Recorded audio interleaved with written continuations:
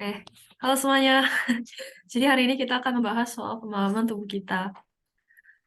Em, Sistem pencernaan. Jadi kalau orang-orang zaman sekarang ditanya hobinya, apalagi umur aku gitu, ditanya hobinya apa? Pasti itu makan, tidur, ulang. Eat, sleep, repeat ya.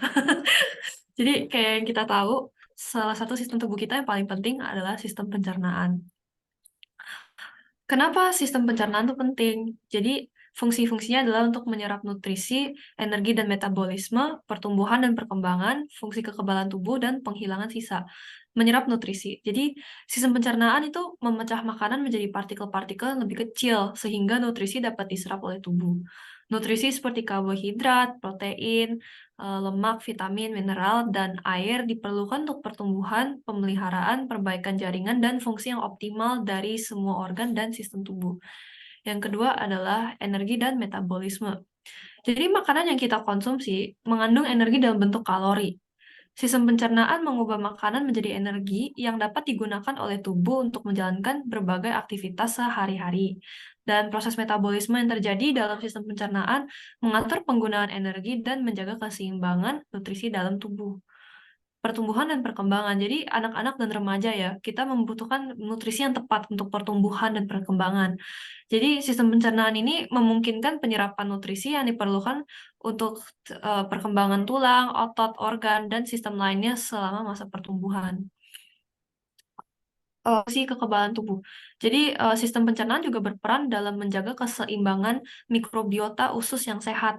Bakteri baik dalam usus membantu dalam pencernaan sintesis vitamin dan memperkuat sistem kekebalan tubuh dan penghilangan sisa. Jadi sistem pencernaan juga bertanggung jawab untuk menghilangkan sisa-sisa makanan yang tidak dapat dicerna oleh tubuh, termaksud serat ya dalam makanan dan bahan-bahan yang tidak dapat diserap. Proses eliminasi yang tepat membantu menjaga kesehatan usus dan mencegah gangguan seperti sembelit. Jadi ini sistem pencernaan dalam gambar besarnya kira-kira begini. Pertama, makanannya dikunyah di mulut, terus masuk lewat tenggorokan atau esophagus, lalu ke arah lambung, di mana makanan tersebut disimpan, lalu dicerna ke usus halus, dan kemudian diserap ke dalam aliran darah melalui villi. Lalu makanan tersebut dicerna oleh pankreas untuk karbohidrat, lemak, dan protein. Terus liver menyaring racun dan memetabolisme nutrisi yang telah diserap oleh usus. Sisa-sisa makanan nggak dapat dicerna masuk ke dalam usus besar. Nah, di sini air dan elektrolit diserap kembali ke dalam tubuh sehingga sisa makanan menjadi lebih padat dan membentuk fesis. Dan fesis tersebut dikeluarkan lewat anus. Jadi seperti di slide sebelumnya, liver tuh tujuannya untuk detoks toksin dan racun. Sesudah mendapatkan nutrisi yang baik, akan dipompa ke jantung lalu disebar ke seluruh tubuh melewati darah di pembuluh darah atau kita sebutkan villi. Penyebaran ke seluruh tubuh ini dibantu oleh sel. Nah, bagaimana nutrisi-nutrisi tersebut meningkatkan daya sel kita? Which raises the question, atau ada pertanyaan ini, apa itu glycans? What is glycans? Jadi, anggaplah lingkaran-lingkaran ini adalah sel kita. Dan sel tentu ada banyak bagian-bagiannya, seperti DNA, membran, RNA. Tapi yang kita mau fokus hari ini adalah glycans atau rambut sel. Biasanya orang sehat ada 100.000 atau lebih rambut sel. Orang yang kurang sehat ada 30.000 sampai 40.000. Dan yang sakit memiliki kurang dari 10.000 lah. Lalu glycans ini terbuat dari 8 tipe karbohidrat ya. Yang pertama tuh glukos. Glukos itu gula yang kita makan, kayak gula atau kue, teh, dan kedua adalah galaktos. Kita bisa temuin galaktos ini dalam produk-produk seperti susu atau yogurt ya. Dan enam sisanya yaitu mannose, fucose, xylose, N-acetyl glucosamine, N-acetyl galactosamine, sama N-acetyl neurominic acid. Itu kita bisa dapat dalam alam atau tumbuh-tumbuhan. Contohnya lidah buaya atau em, rumput laut yang biasanya kita jarang makan. Nah, kenapa glycans? Kalau mau belajar lebih lanjut soal evolusi glycans, bisa di buku Essentials of Glycobiology ini ya. Jadi buku ini aku pakai sebagai referensi Karena salah satu editornya adalah Richard D. Cummings, yaitu biochemist yang menjadi profesor di Harvard Medical School. Dan dia adalah co-founder dari teori glycobiology ini loh. Jadi glycobiology adalah studi soal glycans dan dia adalah co-foundernya.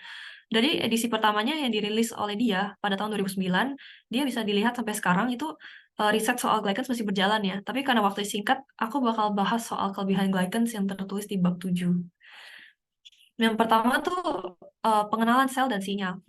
Ya, glycans berperan dalam pengenalan sel dan sinyal antara sel-sel. Dan mereka membantu sel-sel berkomunikasi satu sama lain dengan cara mengenali dan berinteraksi dengan reseptor glycans pada permukaan.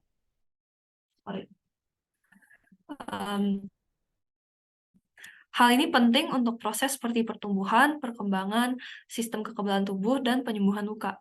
Yang kedua adalah pelindung dan pelumasan. Jadi glycans juga dapat berperan sebagai pelindung pelumasan dalam tubuh kita loh. Mereka membentuk lapisan pelindung pada permukaan jaringan dan organ. Jadi dia membantu mencegah dan infeksi. Misalnya glycans pada lendir membantu melindungi saluran sorry, kepencet. Melindungi saluran pencernaan dan saluran pernapasan dari iritasi dan infeksi. Yang ketiga adalah stabilitas struktural ya. Jadi glycans juga berperan dalam memberikan stabilitas struktural pada molekul-molekul seperti protein dan lipid. Mereka dapat membantu menjaga bentuk dan fungsi protein, serta mempengaruhi interaksi antar protein dalam sel dan jaringan. Dan glycans juga berperan dalam pembentukan struktur seperti tulang rawan yang memberikan dukungan dan fleksibilitas pada sendi. Pengenalan patogen, glycans pada permukaan patogen, patogen itu nama lain bakteri atau virus ya. Itu dapat berperan dalam pengenalan dan respons kekebalan tubuh terhadap infeksi. Jadi sistem kekebalan tubuh kita dapat mengenali pola glycans khas pada patogen dan mengaktifkan respon imun yang sesuai untuk melawan invasi patogen tersebut. Perkembangan dan pertumbuhan. Jadi, glycans penting dalam perkembangan dan pertumbuhan yang normal. Dan mereka terlibat dalam proses seperti perkembangan embrio, pembentukan organ, dan pertumbuhan sel. Ketidakseimbangan glycans dapat menyebabkan gangguan perkembangan dan berbagai penyakit. Dan yang terakhir itu identifikasi sel. Jadi, glycans juga berperan dalam mengidentifikasi jenis sel tertentu. Misalnya, mereka dapat membantu membedakan sel normal dengan sel kanker atau sel yang terinfeksi. Dan ini penting banget dalam pengenalan dan pengobatan penyakit seperti kanker. Nah, glycans, the bigger picture. Aku bakal ngebahas pentingnya glycans dalam penyakit-penyakit yang lebih serius. Contohnya kanker atau tumor ya.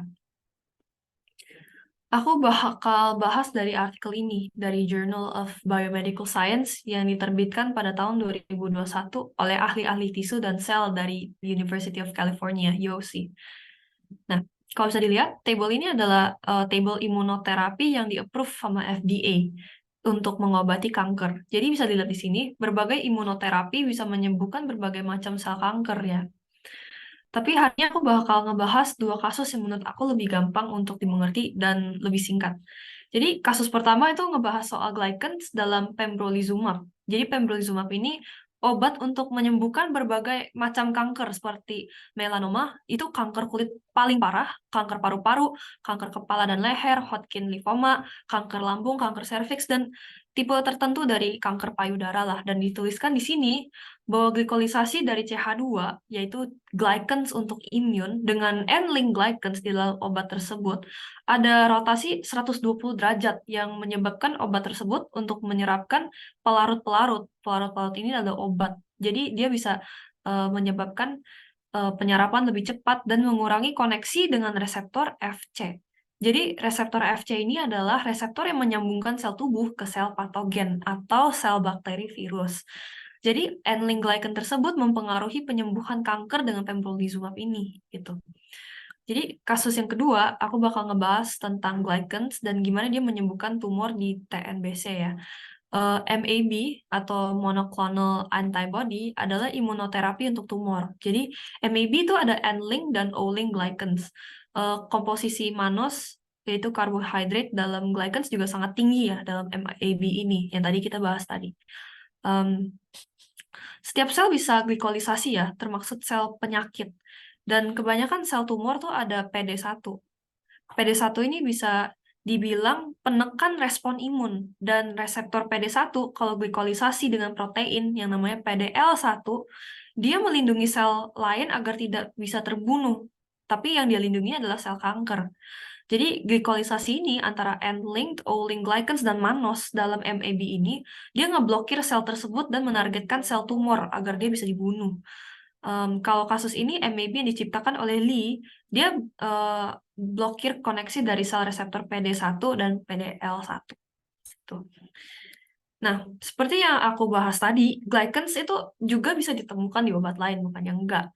Tapi mereka hanya memiliki sedikit glycans, kayak contohnya tadi di MAB itu adanya mannose, N-linked, dan O-linked glycans ya. Kalau pembrolizumab cuma ada CH2 gitu. Tapi kalau produk yang memiliki 8 glycans itu hanya dipatenkan oleh Manatek. Jadi glycans ini bisa diminum secara bubuk atau kapsul ya, jadi kita sebutnya Ambrotos. Dan kalau mau tahu lebih lanjut boleh tanya Vincent sama Bella. Terima kasih.